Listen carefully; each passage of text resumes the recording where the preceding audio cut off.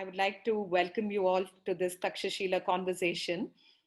Okay, I think we are live on YouTube. Okay, let me repeat that. I'm Soumya Nandan, and I would like to welcome you all to this Takshashila conversation. Just a little bit about who we are and what we do. The Takshashila Institution is a network think tank and a school of public policy. Physically, we are located out of Bangalore, but we are operating around the world since 2010 over the internet.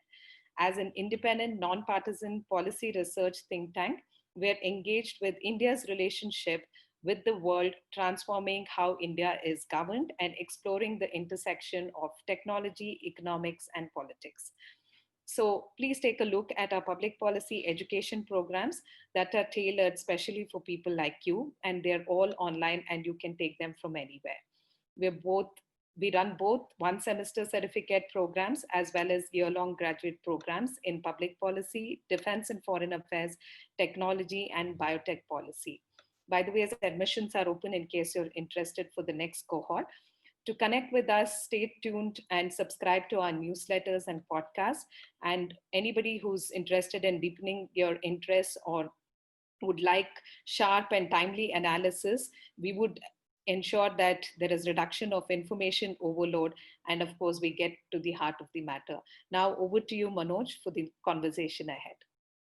All right. Thank you so much, Soumya. Thank you so much, everyone, for joining us.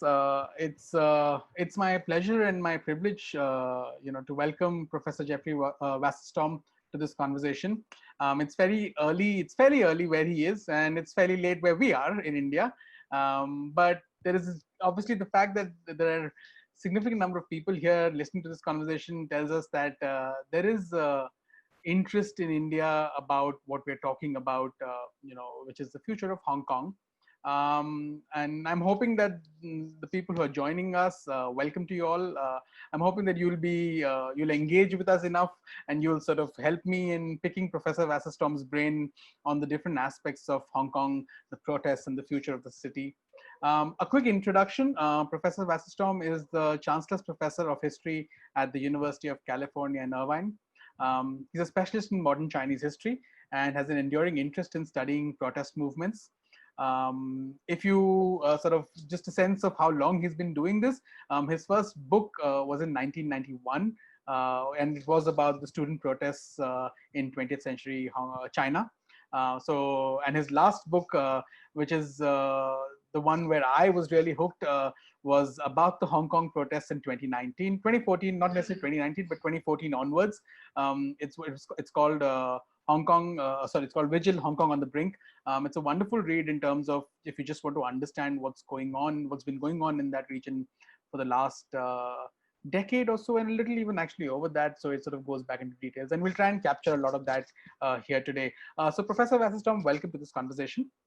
It's great. It's great to be part of it. I want to sort of get to, and I just want to tell the people who are here that, we have a Q&A box here.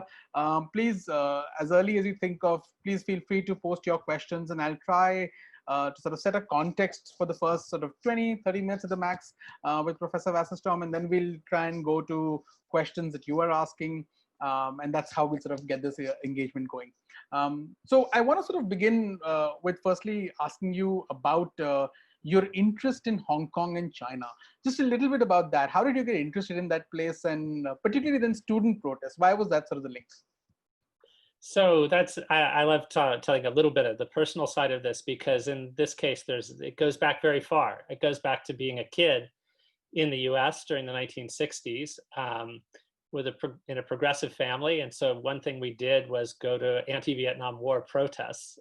So I went to one of these when I was, very, very young. I went to some, and I was just intrigued by the whole notion of how do large groups of people sort of figure out what to do when they're on the streets together, and what makes these events so powerful.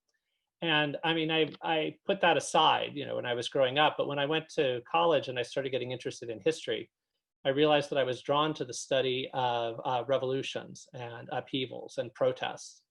And I was interested in those in the European context, as well as I just sort of dabbled in Chinese history. And then I became really fascinated by China as a place that had such a long tradition of revolutions and other kinds of unrest. and I felt hadn't been studied in the same way that some of the works that really inspired me about the cases of France and England that I'd been reading about had been studied. And I thought, well, what would it be like to ask the same kinds of questions about Chinese history that were being asked about European history, and the works I loved by people like E.P. Thompson, The Making of the English Working Class. And I just dabbled in different kinds of history. And I had a very good Chinese history teacher.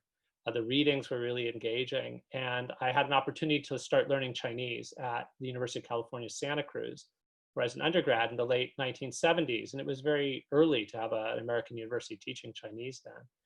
So I became fascinated by the language. And I knew that if I went into graduate school to get a degree in history, which I was being drawn to, there might not be a job teaching history. So I wanted to study some kind of part of the world where there might be other things that would be interesting to do if I couldn't become a historian. China seemed to be a place that was starting to become more important in the world and in the United States. Though when I went to graduate school in the 1980s, I should point out that some people said, well, if you want to be pragmatic, you should study Japan, because Japan's going to be the economic power that America has to deal with. Or they said, you should study Russia, because Russia is the geopolitical rival. But in a sense now I have kind of the last laugh in a way, because China is now as important economically in the US as Japan used to be as a competitor, and as important in some ways as Russia used to be as a geopolitical one. But I wasn't drawn to it by a kind of intrinsic, love of China and fascination with China, though it was a place I wanted to travel to. And when you go to graduate school, you need to spend time in a place. So I was interested in China, but I was really drawn to this kind of what makes popular protest, what makes revolutions tick. And China seemed an exciting place to look into that. But you mentioned Hong Kong too. So when I went to China for the first time. I went to Shanghai in 1986 to do a year of dissertation research on the history of student protests in the Chinese past, especially ones of the teens, 20s, 30s, and 40s. And I went to Hong Kong on Lunar New Year break in early 1987. And I felt going to Hong Kong was just getting away from all of that. Hong Kong was then still a British colony. It wasn't a place associated with protests. There had been some protests in Shanghai that I witnessed in December 1986. Hong Kong was a break from all that. And Hong Kong was R&R. It was enjoying myself. It was being back in a more of a cosmopolitan city like I was used to. It was having fun. It was going out to eat. It was not thinking about protest. So it's been quite ironic that now in the last decade or so, I felt a sort of flip. It used to be that when I went to Shanghai, I was just fascinated by what were people talking about politics on the campuses. And I went to Hong Kong, it was a place to just think about other things. But now if I go to Shanghai, I know there won't be much discussion of politics on campus. There won't be wall posters up to read. There won't be a protest. But when I go to Hong Kong now, which used to not have those things, there's bound to be something to do. So in a way, this book, I've done a variety of different projects in between that first book you mentioned and this new book. But in some ways, this new book is kind of a sequel to that first passion of a topic that I had. All right, that's fascinating, and I agree with you. Yes, in India we tend to sort of, when we view China, we tend to view China more from the prism of this, from the point of view of state control, and we tend to see China as a place which is which doesn't necessarily experience a lot of disruption in the form of protests. Whereas the fact is that there are daily protests of all sorts of issues in China, whether it be the environment, whether it be labor, whether it be wages, all sorts of things.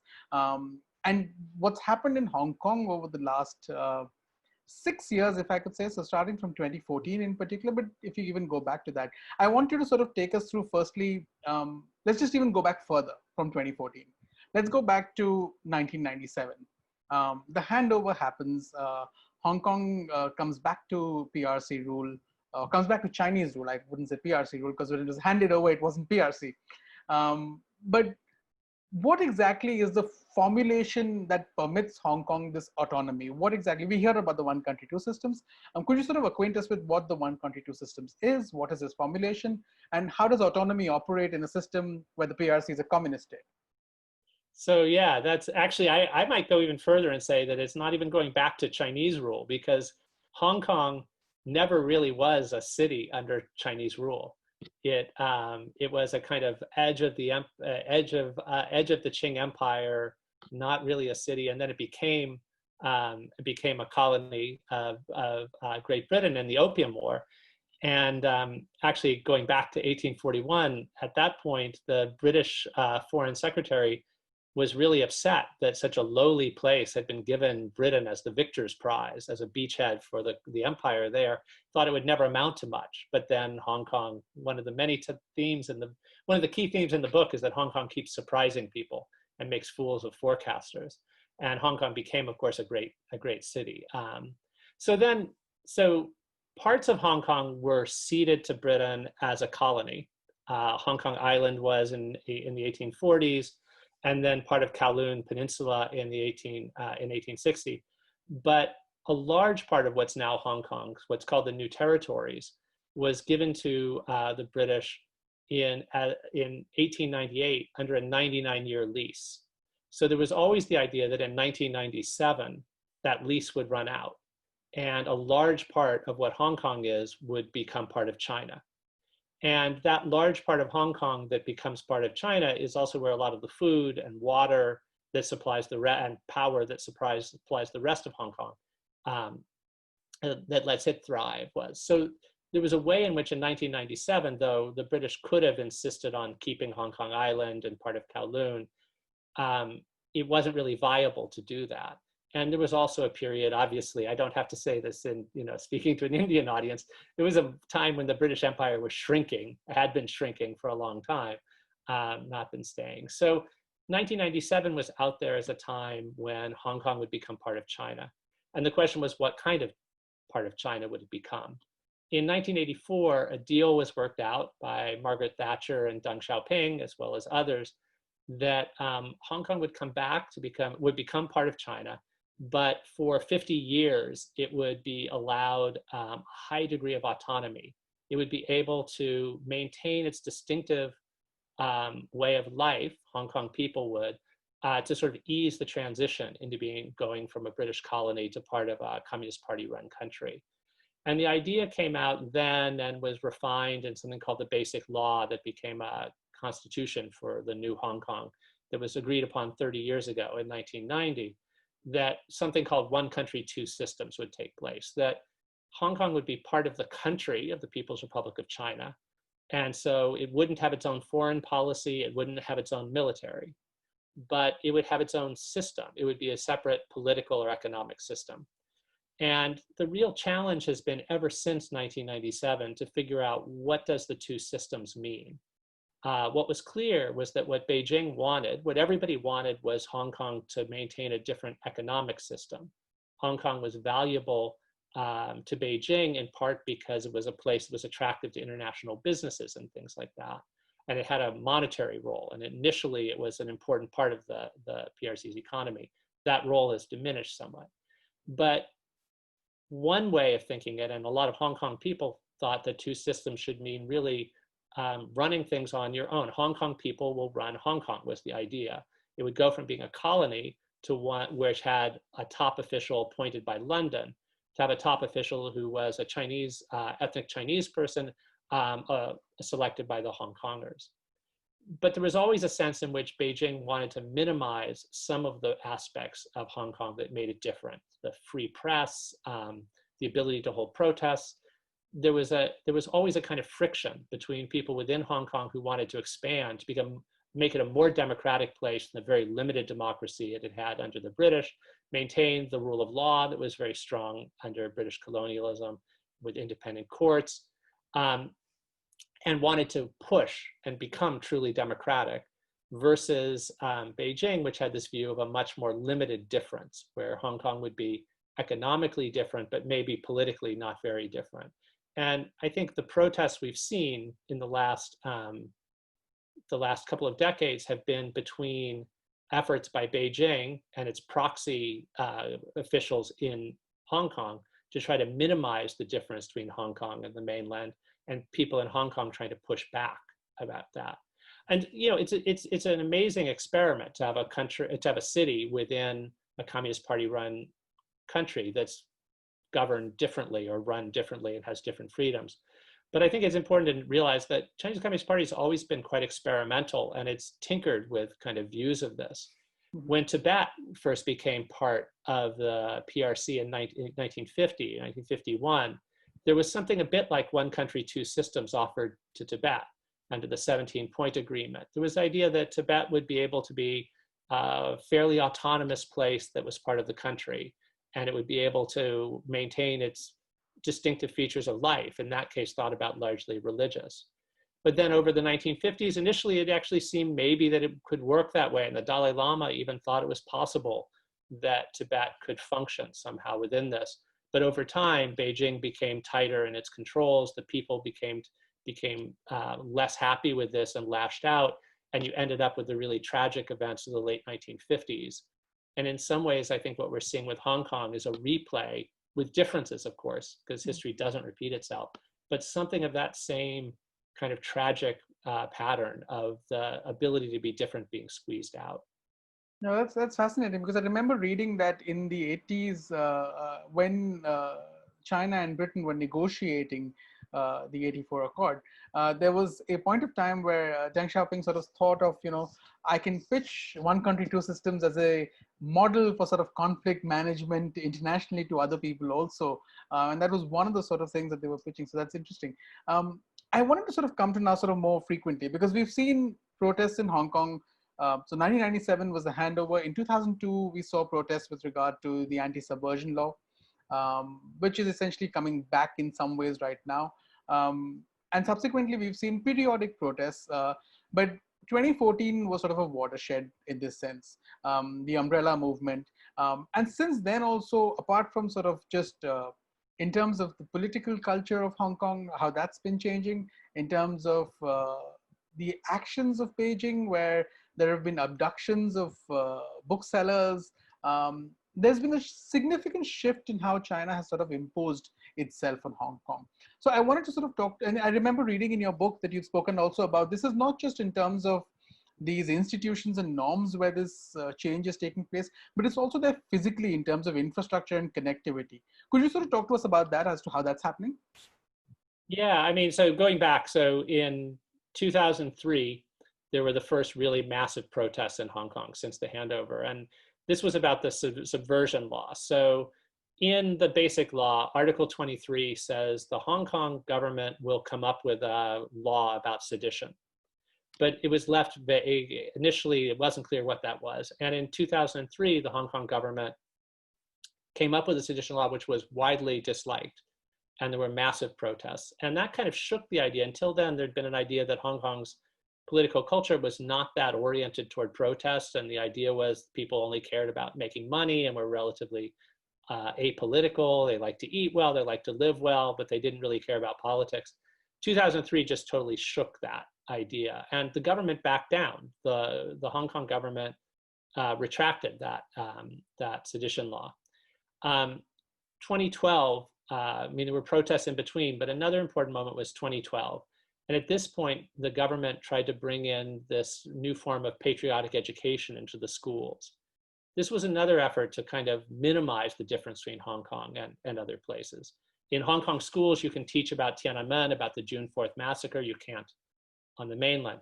And again, Hong Kong people pushed back, including students. Joshua Wong, who later became a leader of the Umbrella Movement, as a young teenager was one of the leading activists then, and Agnes Chow, another one who stayed important in this. So that too, these were both protests. This was a protest against a kind of idea that the Hong Kong authorities were bringing Beijing-style politics into the territory. And then there started to be a feeling, so the chief executive and the Hong Kong government is elected. The chief executive is elected, but not through an open election. Only fewer than 2,000 people in Hong Kong get to vote, and they only get to vote for people who are selected, vetted candidates that Beijing feels they can work with. So in 2014, rather than just sort of a pushback against an erosion of things in Hong Kong, the Occupy Central movement that became the umbrella movement was an effort to expand democracy in Hong Kong, to say like, well, things aren't going to really work until we get to pick the chief executive. So we need real democracy here. There were vague promises in the basic law that over time, Hong Kong people would get to choose their leader. So why not now? Why not the next time there's a chief executive, we all get to vote? And there was a compromise which people in Hong Kong rejected that wasn't a real compromise, that said, well, okay, you can all vote, but you can only choose between a couple of candidates that Beijing thinks are okay. And so the people of Hong Kong said, well, no, that's not what we mean. We want universal suffrage. We want real democracy. So there was this very dramatic series of protests on the streets of Hong Kong. It began as an Occupy Central movement, which was in step with Occupy movements, Occupy Wall Street and other Occupy movements around the world. There were 3 different encampments set up around different parts of Hong Kong. I went over during this protest and visited a couple of them, and that's what really got me so excited again about focusing on this as a topic. It was a very dramatic movement. The police used pepper spray and then tear gas against the protesters. And that really turned it into a movement for the right to protest itself. And it really, I think, changed Hong Kong political culture, because it made this idea of pushing back against a police force that increasingly seemed not bound by any rules, and increasingly went from being a very admired, restrained, professional police force to be seen as a kind of tool of the government, which was in turn a tool of Beijing. And so we've had, from 2014 on to the present, a series of protests, last year's being the biggest, that begin as a protest against a new move, either by Beijing or by its proxies in Hong Kong, to tighten screws on Hong Kong. People in Hong Kong push back, feeling that if they don't push back, this will be a slippery slope and they'll lose all their freedoms that they value. The police use force against the protesters. The protesters get angrier and in some cases more militant and engage in some sorts of violence, though usually violence against objects rather than against people. The police get more intense with their use of violence, often against people rather than against objects. And the government keeps thinking that the people of Hong Kong who prize order and prize stability will end up not liking the protesters, but the majority of Hong Kongers tend to keep thinking that the protesters have morality on their side, and it's the police and the government that isn't listening to the people. And so you have this push and pull. And Beijing, I said the Chinese Communist Party is a very experimental group. They try different things, and they've tried different things with repression. They don't like Hong Kong being a place where books criticizing the top leaders can be published. So one way is to try to keep those books from being published. Another is to scare people from publishing those books. So in 2015, 2016, there were the abduction of booksellers to try to intimidate places from publishing these kinds of books. So you can either do things through sort of intimidation or through overt things. And the Chinese Communist Party has tried different things. And infrastructurally, they've tried to connect Hong Kong with other parts of the region.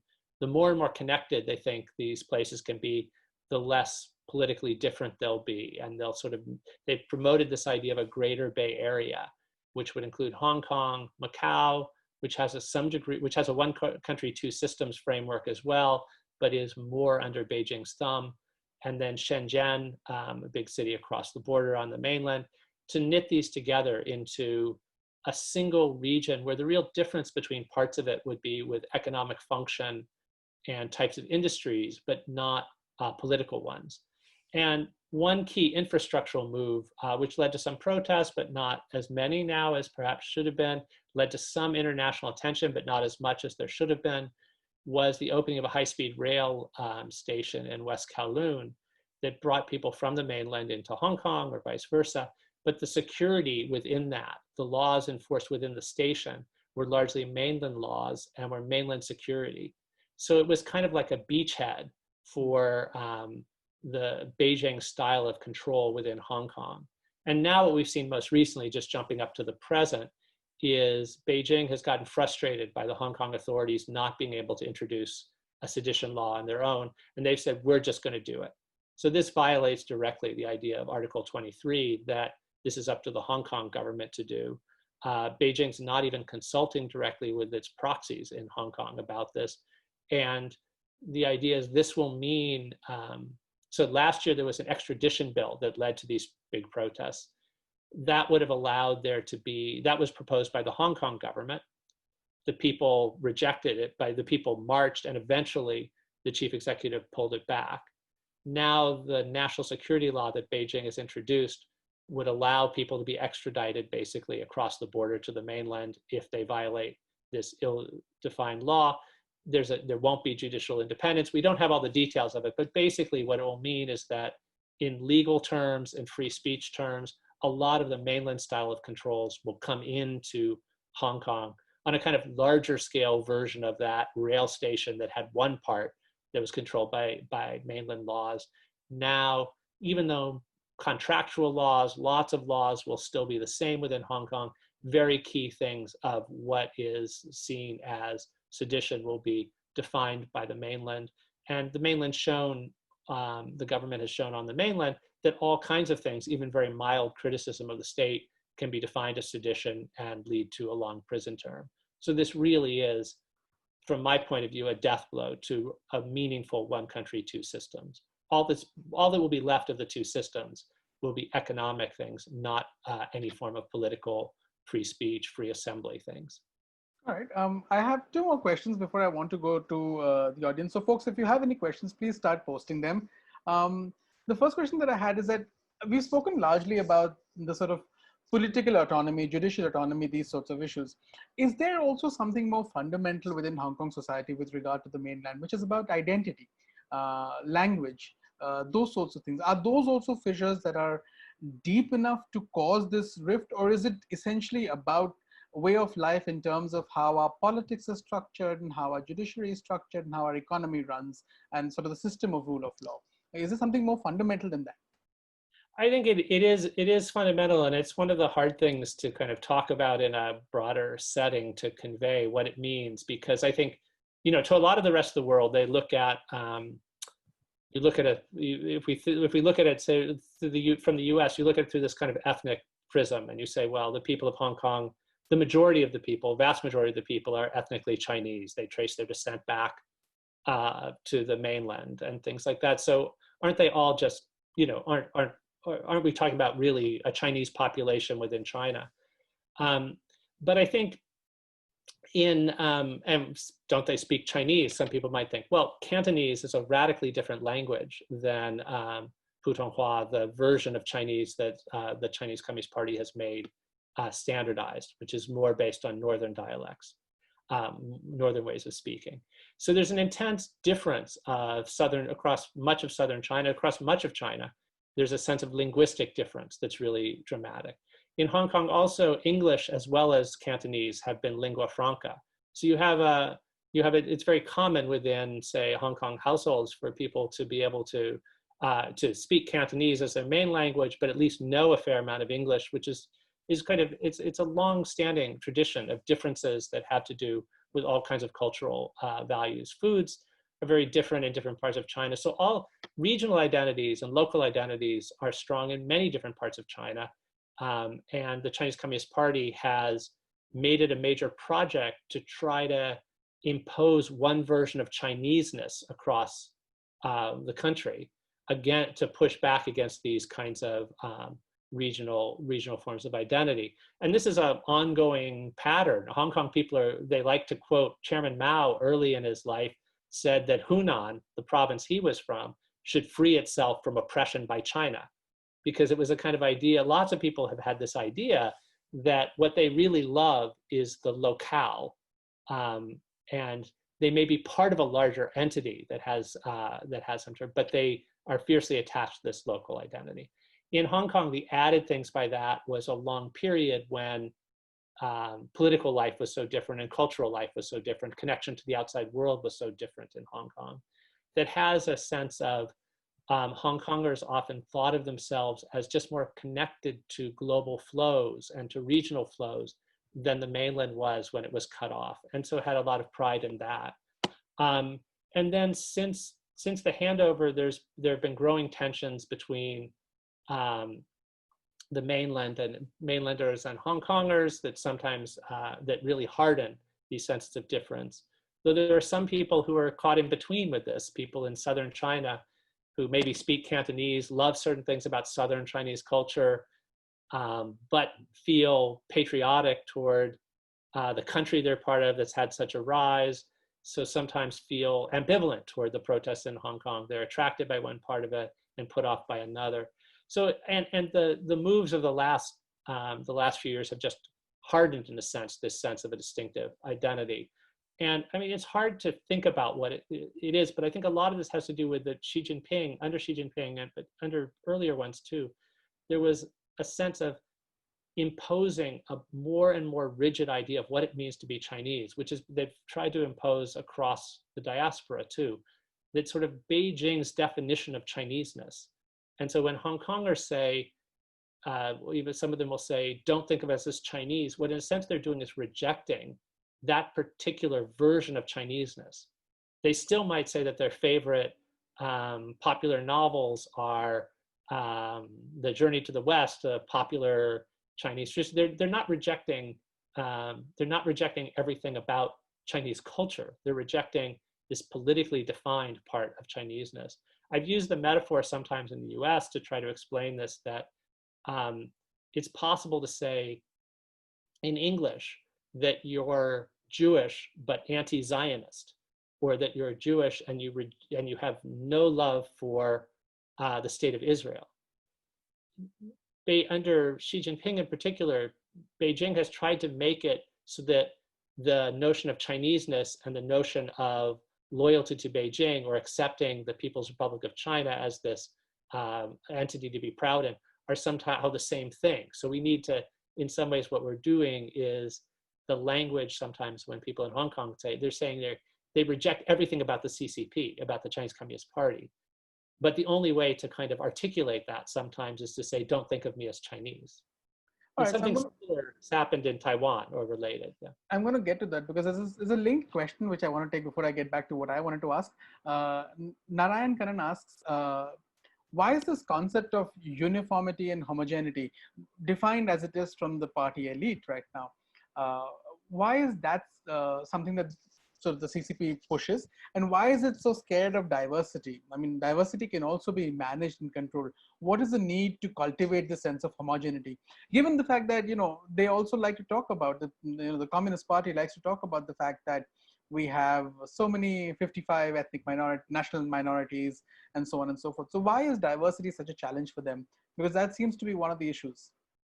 It's a giant issue, and I think it's one of the fascinating things about the Chinese Communist Party is it's always tried to some degree to present itself as accepting of a kind of diversity. It's not even a one-party state officially. You know, there are other political parties that were allowed to continue to exist, but they were stripped of power. So in a sense, what the Chinese Communist Party has always wanted is to be able to have a sense of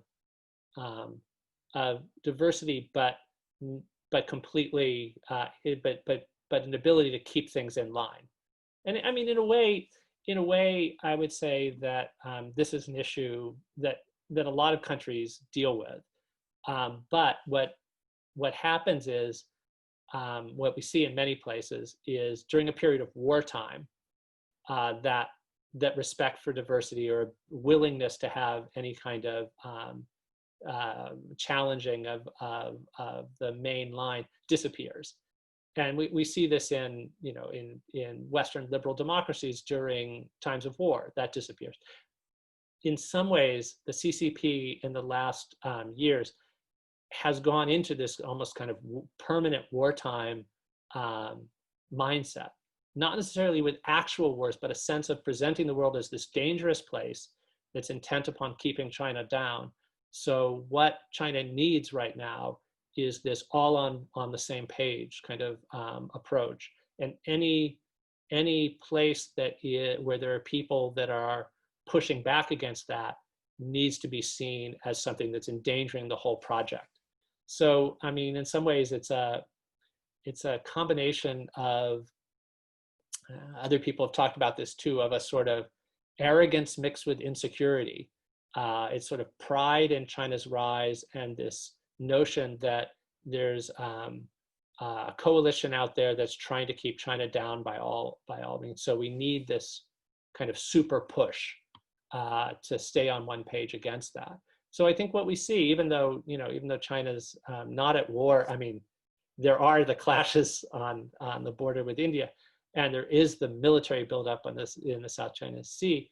But in a sense, it has very much the tone of propaganda is almost like what you expect to see in a country that feels in some ways under siege and that requires, and that I think is why within the party there's always been some degree of people in the past that you could identify with a faction or something that were saying, look, the way we'll thrive is if there's open debate, if there's some kind of place for differing opinions, versus people within the party who push for more of a centralized, standardized line. And Xi Jinping is an example of that centralized, standardized line in control again. All right, I'm going to stick with some of the questions that people are asking. So this is a question by Gaurav. He asks, what sort of impact is the erosion of Hong Kong's autonomy through this national security or sedition law? What sort of impact is it going to be? It's going to have on China, on the PRC and its relationship with Taiwan, both in the medium term and long term. Because at one point of time, this was one country, two systems was also one of those options for Taiwan, which is what the PRC was sort of offering. While it was talking about reunification, this was sort of one of the frameworks within which they could have probably seen reunification. Also, is there any indication that the PRC leadership is factoring this sort of prospect of what happens to Taiwan within its policies in Hong Kong? Or is it that it feels that today what's happening in Hong Kong is that big a threat that we need to take this sort of step right now, given what's happened over the last year? So yeah, that's really a great question. And it reminds me of one of my favorite posters that I think about a lot that I saw in Hong Kong in November of 2014 when I was over during the Umbrella Movement, which said, today Hong Kong, tomorrow Taiwan, and in Chinese. And then next to it said, Taiwan beware, with exclamation point. In the 1980s and early 90s, in a sense, what Beijing was saying was, what we're doing in Hong Kong could be Taiwan's future, was saying to Taiwan, look at Hong Kong, watch what happens after 1997. Watch how we allow it to go its own way, even though it's part of the PRC. Imagine that as your future. And then what Hong Kong people were saying later was, yes, Taiwan, imagine us as your future and be scared. And some people in Hong Kong now are saying, maybe we should have been imagining, maybe we should have been thinking the same way. Tibet could be our future, or Xinjiang could be our future. So these things are interrelated. People make the kind of connection. And I know in Taiwan, there's been a lot of nervous watching of what's been happening in Hong Kong. In terms of pragmatics, I mean, I'm not sure. It's very hard to know what the thinking is in Beijing exactly. I think there's certainly people in Beijing are aware, the leadership is aware of the implications of this for Taiwan. But one of the things is that the Chinese Communist Party is its largest audience, the audience it cares about is domestic audience. It would be much more nervous about what it was doing in Hong Kong if it felt there was widespread popular support on the mainland for the protests in Hong Kong. And there isn't. I mean, there's some. China is a very diverse place. And opinions even now, but there's been such a concerted news spinning of the Hong Kong story across the mainland to present the protests as dangerous, out of control, violent, to strip any images of police violence from the images that come in to the mainland. And there is this tension between Hong Kong people and mainland people, or a lot of people in these two places, mutual feeling of sort of suspicion and sometimes looking down on people on the other side of the border. So there is this sense, I think, that Beijing has, that it's not going to pay a big domestic price for cracking down on Hong Kong. If anything, it may buttress Xi Jinping's image as a muscular, strongman, patriot to the core kind of image that he wants to cultivate, which is in step with the image that Trump wants to cultivate and that Modi wants to cultivate and that Putin wants to cultivate. We're living in an era of strongman, make my country great again, or keep whatever my country's greatness is, period. So I think she's probably concerned about a domestic audience, it'd be that way. And with Taiwan, this is out there. I mean, Taiwan would be the even more of a thing to shift the conversation to a kind of nationalist direction. Oh, another thing that's important is the Chinese economy is slowing, is facing big challenges. And one of the stories the Communist Party likes to tell is, under our watch, the economy has been booming lately. That story's strained a bit. The other story they've like, this version of the Communist Party has like to tell, is under our watch, our power in the world has increased and our reach has increased. And, you know, Hong Kong sort of taking full control of Hong Kong, as opposed to only partial control, could play into that kind of nationalist side of a narrative. Does that still sort of have an appeal in terms of, you know, that this is one of those historical wrongs that we are righting, although we're doing it well before what we pledged we probably would, 2047, but we're doing this right now, and this is sort of Xi Jinping sort of declaring that this is something that I can do, given the fact that we've arrived. So in a way, you could say that under each great major leader of the PRC, China's territorial reach has gotten bigger. And so it was a real coup for Deng Xiaoping. He didn't live quite long enough for Hong Kong he died just before the handover. But one of the things that he could take pride in was that Hong Kong was going to be part of the country under his rule. For Xi Jinping, the sort of obvious big step, but the very hard step and very, you know, challenging one would be to bring Taiwan. You know, that's the kind of fantasy. But short of that, and short of the enormous cost that would be, building up the South China Sea Islands is a way of saying, see, under me, there's been an expansion too. But I think maybe reigning in Hong Kong fits into that kind of narrative as well. Yeah. All right. Okay. We've got about 15 minutes left, and I want to take one more question from the audience. Bhim Subba asks, apart from political autonomy, how would academic autonomy and freedom proceed under sort of post the sort of national security law being imposed on the Hong Kong Special Administrative Region?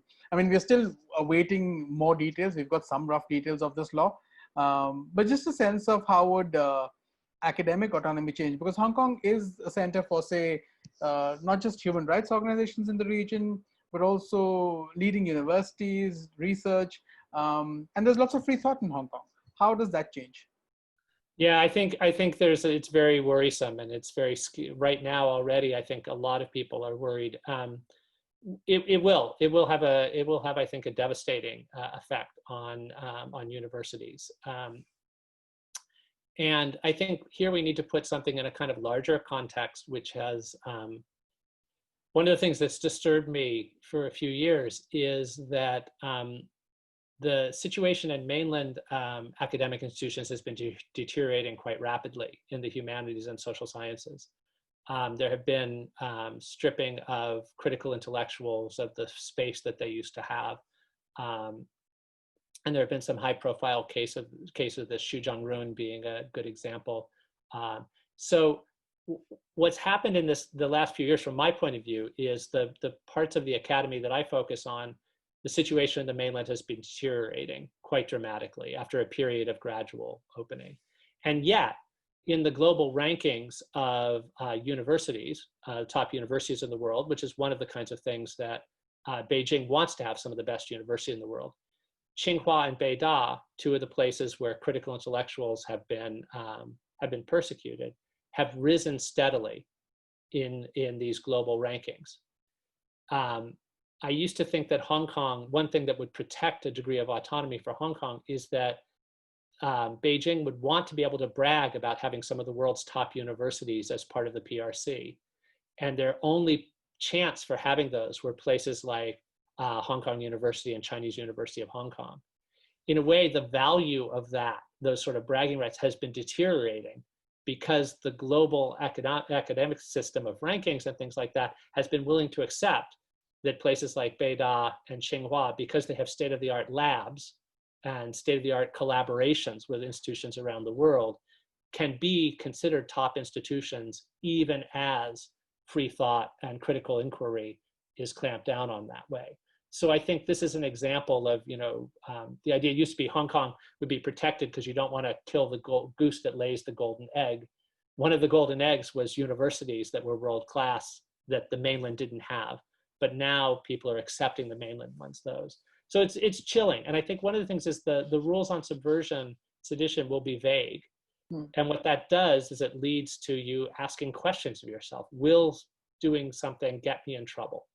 It might not be just mass firings, but it may be a sense that people are just a little bit more watchful of what they do. I know it's affecting me already. I used to have no thought when I went to Hong Kong about the way I would give a talk. Whereas if I gave a talk on the mainland, I would have to be very conscious of what I said, what I didn't say.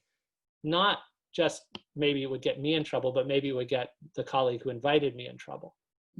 When I gave a talk in Hong Kong last, I freely criticized Xi Jinping. I showed a PowerPoint that included the things that mocked him as a kind of emperor wannabe. And it was clearly viewed as okay still to do that. I don't think it could be viewed as okay. I think either the person who invited me, if I gave that kind of talk, would be nervous, understandably, or they might not be nervous, but an administrator trying to make sure that his or her university could still get government funds might be nervous. You would have all kinds of pressures. There'll certainly be a degree of self-censoring that wasn't going on. And then over time, also the danger of arrest, the danger of that. There also will be there are academics who had good jobs at universities in other parts of the world who made a kind of calculation that they wouldn't move to a mainland setting because they'd be too controlled, but would move to Hong Kong. And I just some of those I can't see making the same choice after the national security law that they made before it. Yeah, one of the objectives of such things is to have this sort of chilling effect where, you might sort of create the ambiguity, like you said, which sort of creates a system where people don't necessarily question because they question what they can say, what they can't do. I wanted to now move to, given that we have sort of last 10 minutes, I wanted to move to some of the political stuff, sort of broader geopolitical stuff. Let's say next week, we're going to have the NPC Standing Committee meeting, and it's likely that they will talk about this particular legislation. It's likely that they may clear the legislation. There's lots of talk about this being done before July 1st, which is the handover ceremony, the sort of anniversary of the handover. If this happens, and if we see, firstly, I want to get a sense on what sort of resistance can we expect from society in Hong Kong, from these protesters who've changed track? Like, remember 2014 and early 2019, where we saw protesters who were cleaning up after themselves, organized, parting like the sea as the ambulance passes, images of that nature, to sort of violence, from both sides, the protesters also being violent, the police being excessive in the use of force. So firstly, how would the protesters react? How do you see the sort of dynamics on the ground shaping up in Hong Kong in terms of just stability, in terms of social stability? And the second thing that I would see is, if Beijing is able to sort of clamp down on that, would it be right to see, or would it be a stretch to see Hong Kong as sort of Berlin post Second World War, in terms of this ideological divide between what's deepening between the West, between America particularly, the West is still to follow, and China? Yeah, those are great questions. And this is where I say, Hong Kong makes a fool of forecasters. So why should I wade into that water? But it's fair enough. I mean, so I think resistance isn't going to go away, but resistance isn't going to be the same. I mean, the costs of mass gatherings is going way up. It's not that they won't happen, but there'll be, I think, there are a couple of things that seem likely to happen and are already happening, that a lot of the energy will be in diasporic activities of keeping the sort of spirit of Hong Kong resistance alive outside of Hong Kong. But there will also be resistance within Hong Kong. I mean, in general, what we're seeing is a setting, the movement has increasingly become an anti-colonial movement. Beijing is acting more like a colonial power. Every empire is different, and it's not exerting control over its territories exactly like other empires have, but it's very much like an empire. It's a capital far away dictating the terms for life within a setting, and that's really what an empire does, what an imperial power does. And so anti-colonial struggles are often very long. They often have activity that's important that takes place abroad in diasporic settings. So that is kind of familiar. They often involve bursts of violence because forms of peaceful protest are foreclosed. And there's been some of that, and there's every reason to think there could be more. So, I mean, the Berlin analogy I really like. I play with that in the book from different angles.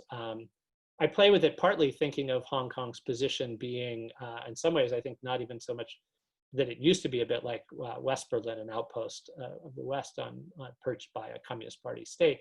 But now in some ways, I think of Carrie Lam like some of the leaders of East Berlin, of East Germany, that were kind of looking to the capital for cues and were nominally heading a place that was different, but had to be in line with Moscow to some ways.